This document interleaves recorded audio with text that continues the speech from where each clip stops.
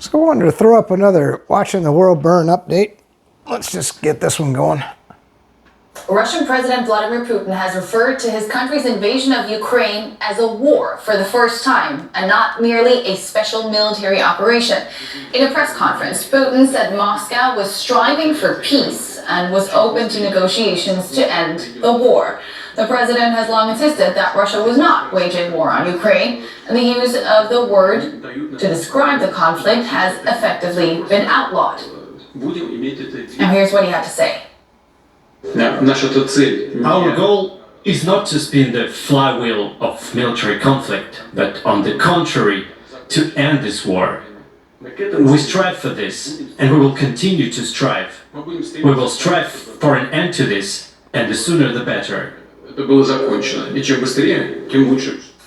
Putin finally calling the invasion what it is, a war, but how are we to understand this? Was this just a slip of the tongue or deliberate? I put that question to DW reporter So that's the spin. And I want to give you the context behind that little bit of reporting. When Russia first went into Ukraine, they basically wanted to free the Donbass region. There were a lot of Russian citizens there that were being bombarded by the Ukrainians, at least as far as the Russians saw it.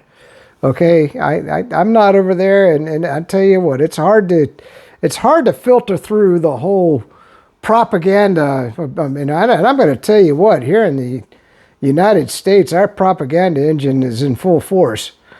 But from what I can tell, Russia just went in with a minimal force. They were just trying to basically go in there and end the bombardment and negotiate for peace. The West said no peace. NATO said no peace. There can be no peace. The Biden administration is suing for no peace. So the war continued to escalate. And now, I mean, we're almost, a year into the war now? I mean, look at this. And this is where I don't think the American people understand the precarious nature of what we're really in. I mean, this thing, Russia, you don't poke the bear. They've gone to total war at this point. And I've made videos about all of this. But I just wanted to let you hear, I mean, you got to hear the spin from the mainstream media, okay? Because what they were saying there is Russia says, we want peace, okay? Let's just listen to a little more. I'm sure it'll be more spin. But Russia's willing to negotiate, and I'm telling you that. But NATO and the Biden administration, they will not even negotiate. Well, I would say that it's a big deal.